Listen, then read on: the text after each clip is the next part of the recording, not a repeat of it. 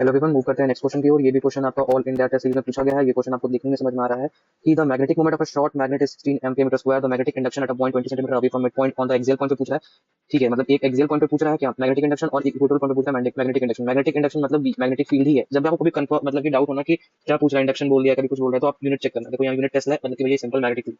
अब हम मूव करते हैं कि magnetic moment of a short magnet. ठीक है, तो एक मैग्नेट के कारण मैग्नेटिक फील्ड, ये मान लेते हैं मैग्नेट है। ठीक है, मैं इक्वेटोरियल पॉइंट भी चाहिए तो मैं थोड़ा नीचे बनाता हूँ इसको। आइए नीचे बनाते हैं, ये हो गया आपका। मान लेते हैं कि ये क्या आपका मैग्नेट है। ठीक है, अब जब आपका मैग्नेट है तो इसका क्या है, एक मिड पॉइंट से बताते हैं। एक पॉइंट ये होता है, ये हो गया आपका एक्सियल पॉइंट। ठीक है, ये हो गया एक्सियल एक्सिस, एक्सिस हो गया।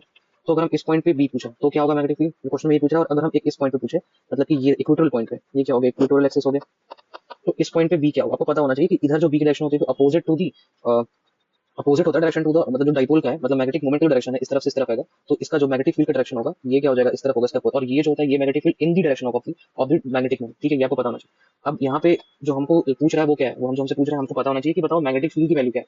तो बी एक्सिस क्या होता है, बी एक्सिस जो होगा वो क्या होगा। अगर आपको ये याद नहीं आ रहा तो आप इक्विटो आप वो इलेक्ट्रोस्टैट्स का फॉर्मूला याद करो। इलेक्ट्रोस्टैट्स का फॉर्मूला क्या था, इलेक्ट्रोस्टैट्स का फॉर्मूला क्या था, KP upon are cube under root 1 + 3 cos square theta. मैं आपको एक ट्रिक बता रहा हूँ ताकि आपको बार बार फॉर्मूला याद नहीं करना पड़े।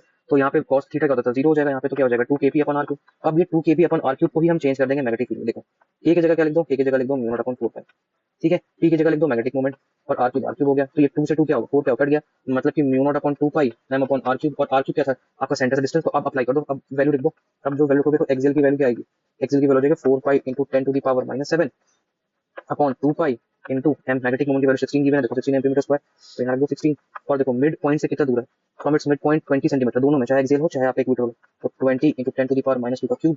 सॉल्व करो, 2 पाई से 2 कटा तो क्या होगा 2 इंटू 10⁻⁻7 इंटू 16। ये हो गया आपका 2 इंटू 10⁻⁻1 का क्यूब, मतलब कितना हो गया आपका, हो गया 2 इंटू 16 इंटू 10⁻⁷ 2 टू 4 टू 8 10⁻3, ये 4 हो गया, 4 4 16 हो गया, और ये 10⁻4 हो गया, मतलब कि 4 इंटू 10⁻4 टेस्ला। लेकिन किस चीज में, एक्सिस में। तो एक्सिस की बात करें, देखो ऑप्शन मैच कर रहा है, एक ऑप्शन यहाँ मैच कर गया।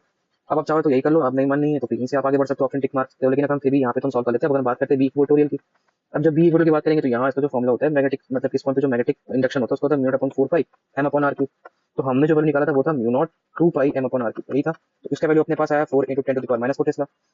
तो ये इसका कितना, मतलब कि ये इसका कितना गुना है, ये इसका आपका हाफ हो जाएगा। देखो अगर हम इसको हाफ से इंटू करेंगे तो हमको ये मिल जाएगा, तो बस इसको हाफ से इंटू कर दो, इसका भी रिजल्ट 2 हो गया। तो कितना हो गया 2 इंटू 10⁻⁻4 टेस्ला।